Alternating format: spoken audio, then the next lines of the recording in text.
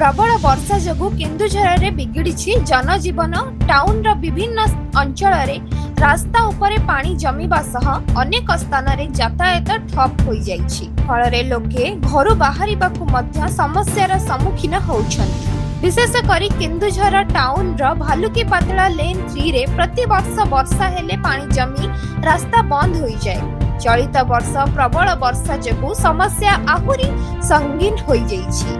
सेपटे पुराना बाजार रो सीधामठ को जाउथिबा रास्ता मध्य वर्षा पानी रे विच्छिन्न होई पड़िछि। केन्दुझर पवित्र डिहा अंचल रे मध्य वर्षा पानी रास्ता उपरे माड़ी आसुथिबारु चलप्रचल रास्ता बंद होई पड़िछि। फल रे स्थानीय लोकंक यातायात रे गुरुतर समस्या देखा देइछि। केवल केन्दुझर टाउन ने नुह आनंदपुर रो पंचुपल्ली ग्राम रे बैतरणी नदी रो पानी बढ़ी बिल रे पसिबारु चाष जमी नष्ट होई जाइछि। पाटणा अंचल रे मध्य बैतरणी नदीर जलस्तर पोल छुईलाणी। एही भली भाबे जिल्लार अनेक स्थान रे रास्ता बंद होइथिबारु गोटिए अंचलर लोके अन्य अंचल को जाई पारु नाहंती।